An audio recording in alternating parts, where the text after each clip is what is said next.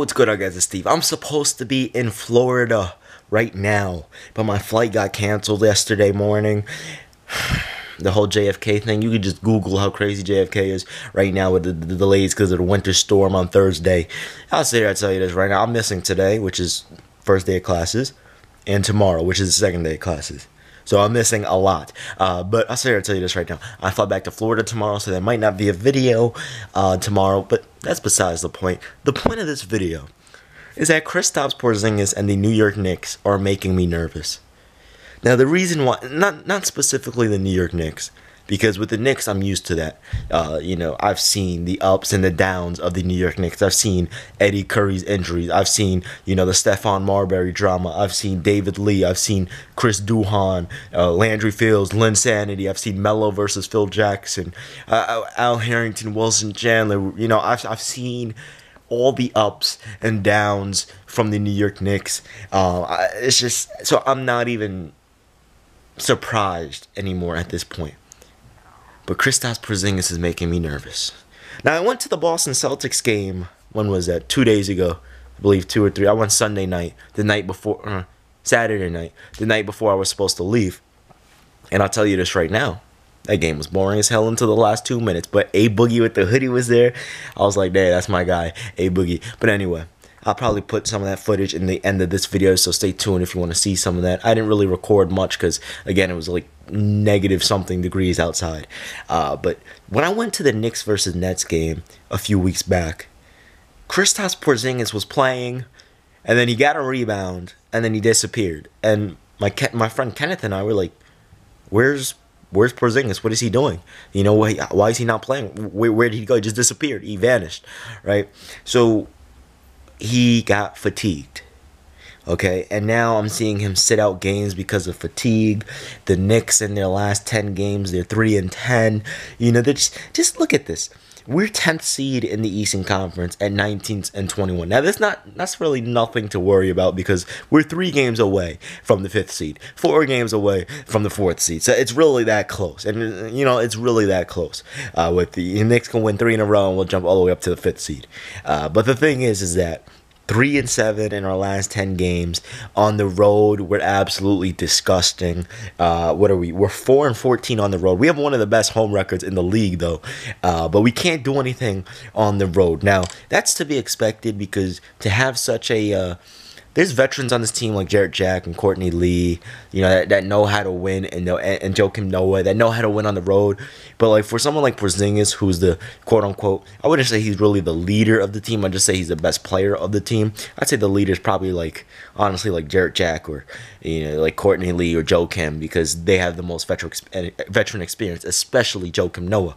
But Porzingis is without doubt the best player on this team. But for him to be the best player and only been this is his 3rd year, he's going to struggle on the road.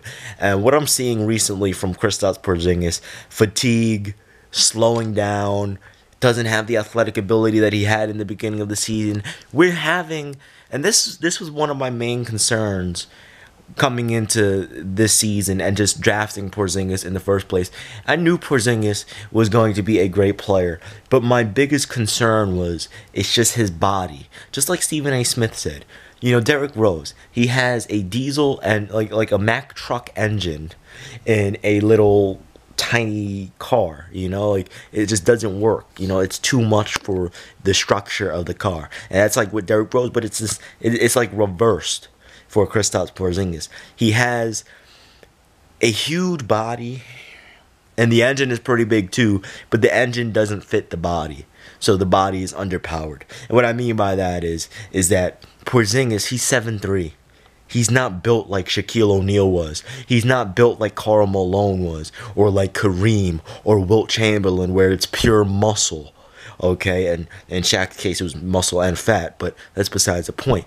Where they're thick and huge, Porzingis is tall and slim, like a little baby tree. He's tall and slim, like Yao Ming was. So Kristaps Porzingis, when you have that type of body that's frail like that, and I'm not saying he's weak, but it doesn't matter who you are or how big your heart is.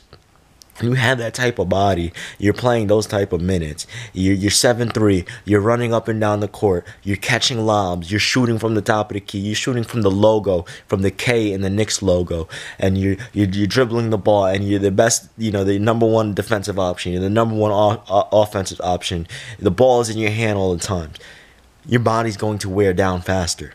It's going to wear down faster, which is why like people like Kevin Durant and people like what's his name, Giannis, like they're perfect for their size because Giannis is huge, but he looks like Wilt Chamberlain or Kareem with the amount of muscle he has. Kevin Durant is huge in terms of being tall, but he's slim, but his height is just perfect for his type of play style. Okay, it's just perfect. Where Porzingis, you may not think an extra 3 inches makes a difference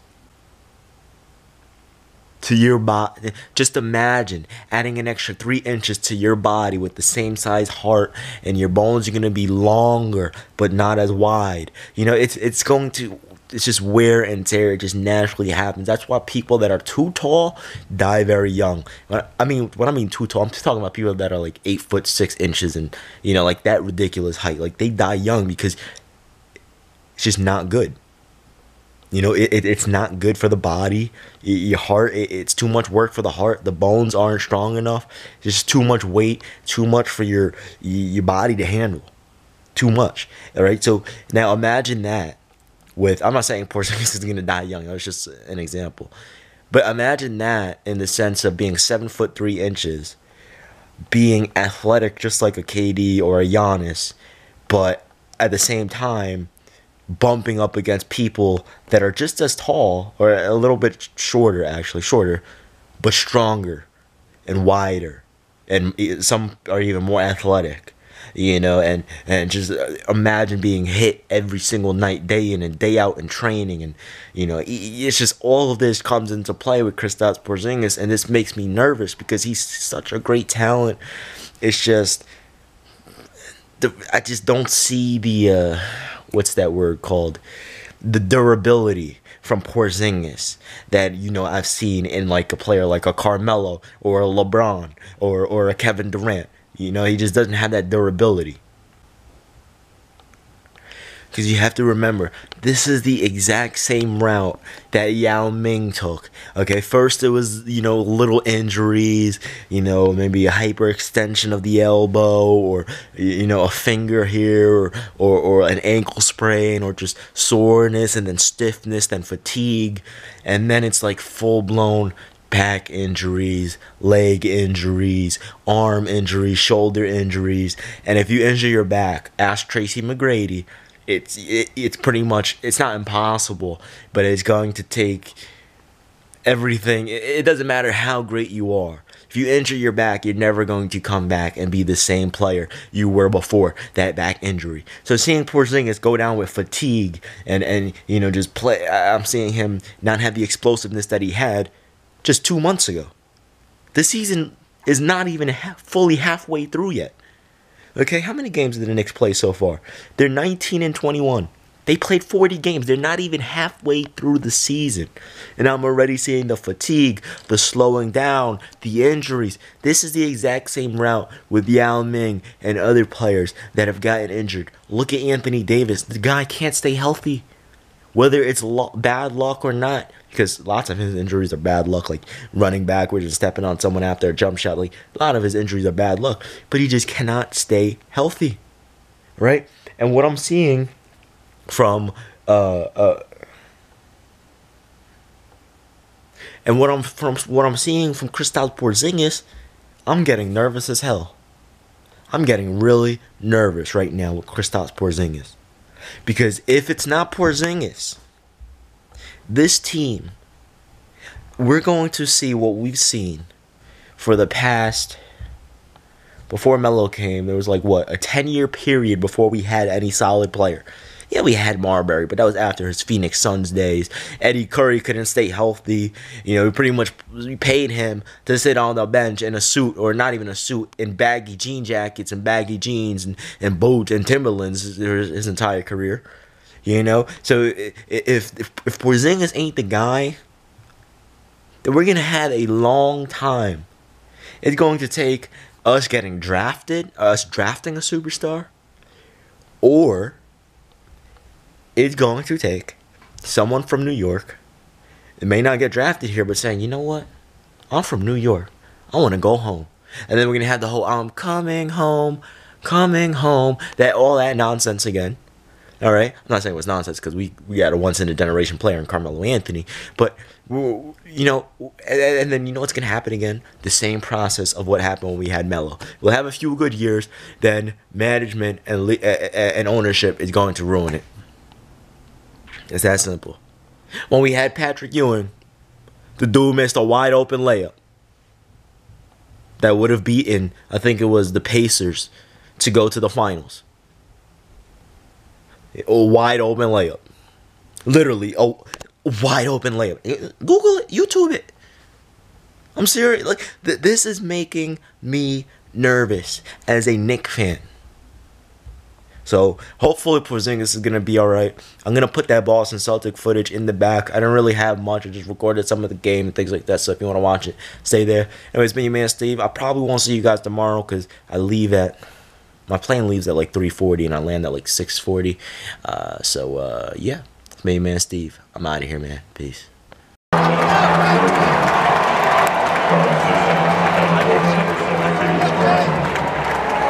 Yo, how are they cheering for Kyrie?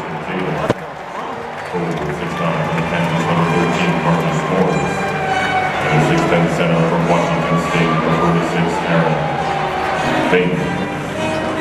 The head coach of the Boston Celtics, Brad Stevens.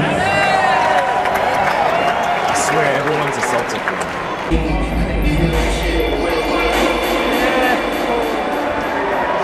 Everybody clap your hands. How is there a call already? That's crazy. What I want to know is why are there more Celtic fans here than Net fans? And there's a Celtic fan right next to me too. I'm a fan for every team besides the Nets, right? Is that how it is? I got Nets winning 105-93. Okay. You just have the Nets winning? Yeah. That's so funny.